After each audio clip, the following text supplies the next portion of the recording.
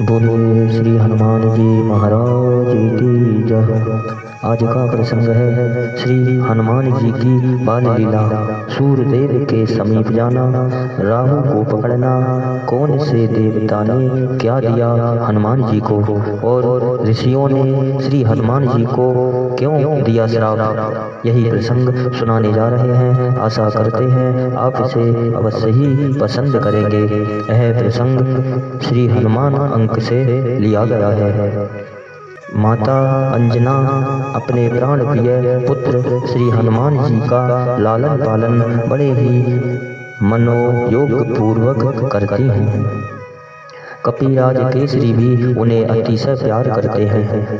तब हनुमान जी प्रसन्नता पूर्वक खिलखिलाते तो अंजना और केसरी आनंद मग्न हो जाते हैं। श्री हनुमान जी की बाल क्रीड़ाएं अत्यंत आकर्षक और सुखद, मन को मुग्ध करने वाली हैं। श्री हनुमान जी की बाल लीलाएं अत्यंत आकर्षक और सुखद हैं। अद्भुत लीलाएं हैं हनुमान जी की। एक बार की बात है, कपिराज केसरी कहीं बाहर गए थे। माता अंजना भी बालक को पालने में लिटाकर वन में फल फूल लेने चली गईं। बालक हनुमान जी को भूख लगी। माता की अनुपस्थिति में वे हाथ पैर उछाल उछाल कर कंदन करने लगे। सहसा उनकी दृष्टि प्राची के क्षितिज पर गई। अरुणोदय हो रहा था। उन्होंने सूर्य के अरुण बिंब को लाल फल समझा। तेज और पराक्रम के लिए अवस्था उपेक्षित नहीं है। यहाँ तो श्री हनुमान जी के रूप में अंजना के अंक में प्रत्यक्ष प्रलयंकर शंकर 11वें रुद्र में कीड़ा कर रहे थे। वायुदेव ने पहले ही उन्हें उड़ने की शक्ति प्रदान कर दी थी। श्री हनुमान जी उछले और वायु वेग से आकाश में उड़ने लगे। पवन पुत्र तीव्र गति से उड़ते चले जा रहे हैं। उन्हें इस प्रकार वेग पूर्वक उड़ते देखकर देव दानव और यक्षादि विस्मित होकर कहने लगे, इस वायु पुत्र के वेग के तुल्य वेग तो स्वयं वायु गरुण और मन में भी नहीं है। इसी आयु में शिशु का ऐसा वेग और पराक्रम है तो यौवन काल में इसकी शक्ति कैसे होगी। वायुदेव ने अपने पुत्र को सूर्य की ओर जाते देखा तो उनके मन में चिंता हुई, मेरा यह बच्चा कहीं सूर्य की प्रखर किरणों से झुलस ना जाए। इस कारण वे बर्फ के समान शीतल होकर उसके साथ चलने लगे। सूर्यदेव ने भी अलौकिक बालक को अपनी ओर आते देखा तो उन्हें समझते देर न लगी कि ये पवन पुत्र अपने पिता के वेग से मेरी ओर आ रहे हैं और स्वयं पवन देव भी उनकी रक्षा करने के लिए साथ ही उड़ रहे हैं। सूर्यदेव ने अपना सौभाग्य समझा और स्वयं भगवान चंद्रमौली ही हनुमान जी के रूप में मुझे कृतार्थ करने के लिए पधार रहे हैं। अंशुमाली की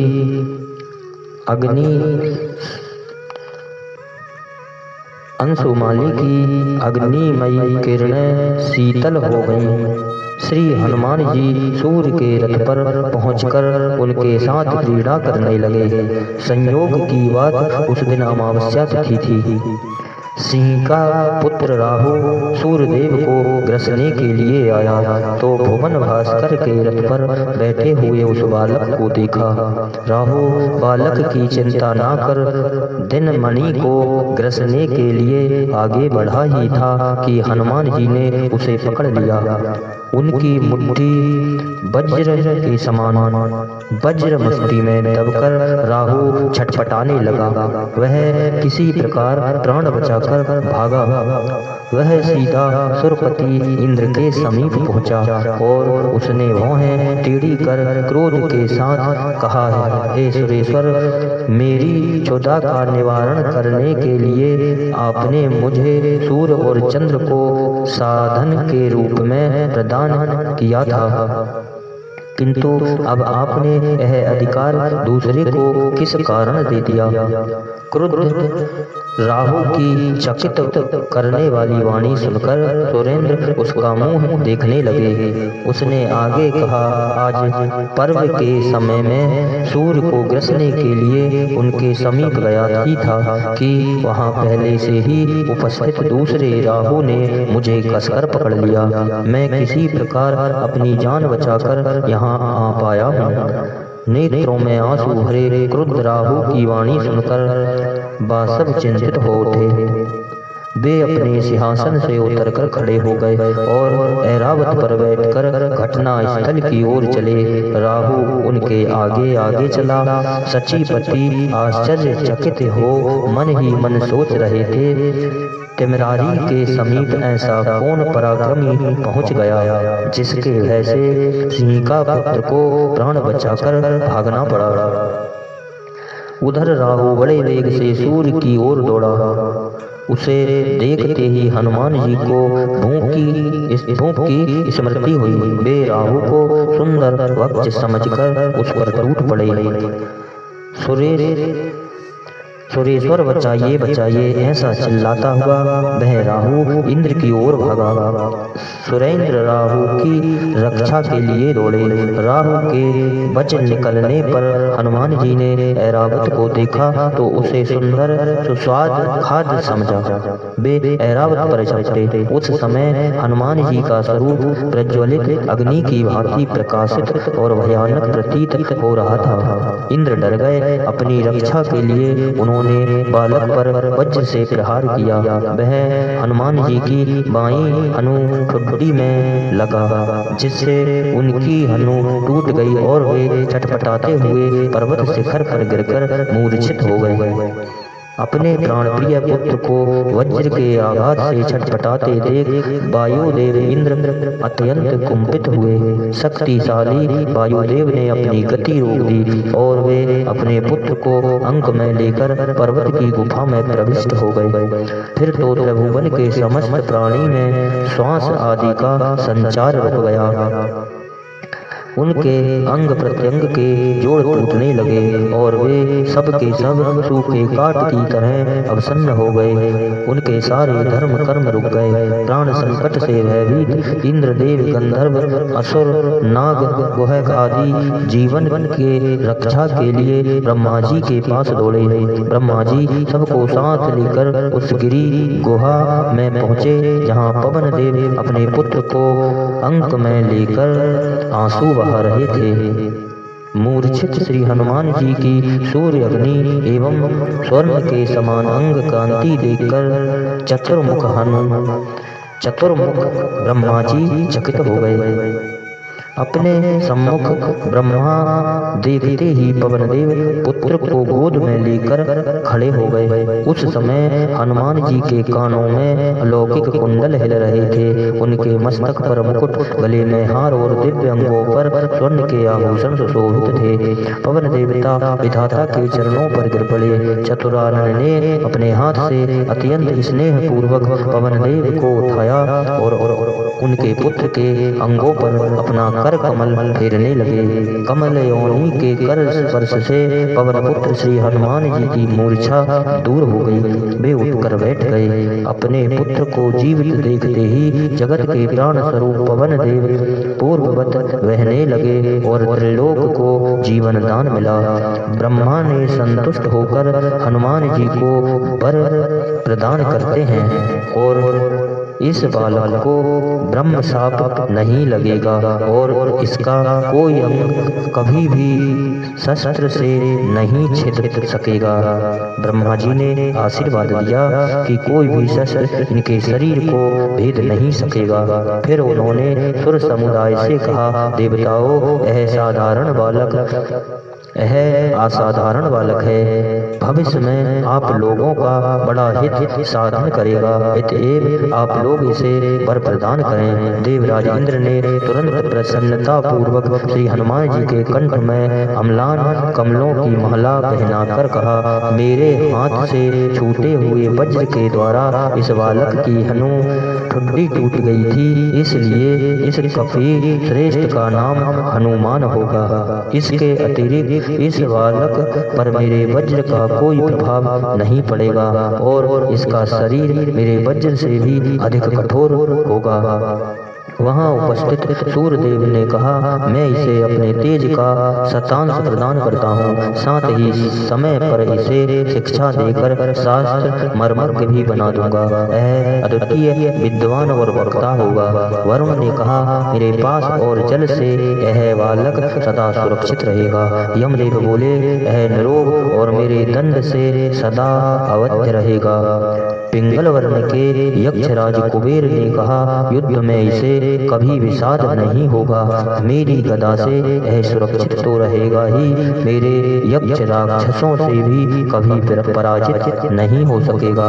भगवान शंकर ने वर प्रदान किया, यह मुझसे और मेरे आयुधों से सदा अवध रहेगा।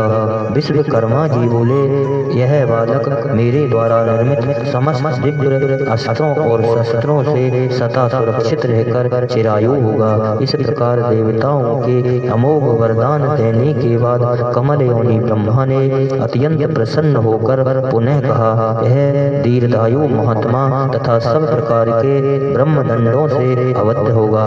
फिर प्रसन्न चतुरानन ने पवन देव से कहा, मारुत तुम्हारा यह पुत्र शत्रुओं के लिए भयंकर और मित्रों के लिए अभय देने वाला होगा, इसे युद्ध में कोई पराजित नहीं कर सकेगा। यह इच्छा अनुसार रूप धारण कर जहाँ चाहेगा जा सकेगा, इसकी अव्याहत गति होगी। यह अत्यंत यशस्वी होगा और अत्यंत अद्भुत एवं रोमांचकारी कार्य करेगा। इस प्रकार वर प्रदान कर ब्रह्मा आदि देवगण तथा सुरादि अपने अपने स्थान के लिए प्रस्थान हुए। बालक हनुमान बड़े ही चंचल और नटखट थे। एक तो प्रलयंकारी शंकर के अवतार, दूसरे कपि शावक, उस पर देवताओं द्वारा प्रदत्त अमोघ वरदान। इनकी चपलता से माता पिता प्रसन्न होते। मृगराज की पूंछ पकड़कर उसे चारों ओर घुमाना और हाथी को पकड़कर उसकी शक्ति का अनुमान लगाना तो प्राय इनकी नित्य की क्रीड़ा के अंतर्गत था। कभी ये विशाल वृक्षों को मूल सहित हिला देते थे, वृक्ष को जड़ सहित हिला देते थे। पर्वत का कोई शिखर ऐसा नहीं था जहाँ ये छलांग मारकर ना पहुँच जाए। संपूर्ण अगम्य वन एवं पर्वत इनके देख भाले थे। वन के प्राणी प्राय इनसे घबराते किंतु आदर से इन्हें प्यार भी करते थे। ये समस्त प्राणियों के मित्र और रक्षक थे। कोई सबल किसी दुर्बल को कष्ट दे यह हनुमान जी को सहन नहीं था। ये वृक्ष की चोटी से दूसरे वृक्ष की चोटी पर कूदते हुए योजनों दूर निकल जाते। इनके भार से यदि किसी पृथ्वी की डाल के टूटने की आशंका होती तो ये हल्के हो जाते। वरदान जनित शक्ति से संपन्न श्री हनुमान जी तपस्वी ऋषियों के आश्रम में चले जाते और वहां कुछ ना कुछ ऐसी चपलता कर बैठते जिससे ऋषियों को कलेश पहुंचता। एक ऋषि का आसन दूसरे ऋषि के समीप रख देते, किसी का मृग चर्म उड़कर पेड़ों पर कूदते या उसे किसी वृक्ष पर टांग देते, किसी के कमंडल का जल उलट देते तो किसी का कमंडल पलटकर फोड़ देते या उसको जल में बहा देते। हनुमान जी जप करते मुनियों में अंक में बैठ जाते। हनुमान जी जप करते हुए मुनियों के गोद में बैठ जाते। अहिंसा परायण मुनि ध्यानस्थ होकर जप करते रहते, किंतु ये वानर शिरोमणि मुनियों की दाढ़ी लोंच कर भाग जाते। किसी भी कौपीन तो किसी के पाठ की पोथी अपने दांतों और हाथों से फाड़ कर फेंक देते। ये महाबली पवन कुमार महात्माओं के योगी पात्र भी नष्ट कर देते।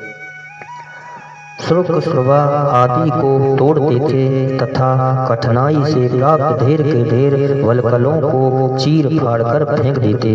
ब्रह्मादि देवताओं के द्वारा दिए गए वरदान से परिचित होने के कारण ऋषिगण अवश्य थे चुप रह जाते, पर उन्हें बड़ा कलेश पहुंचता।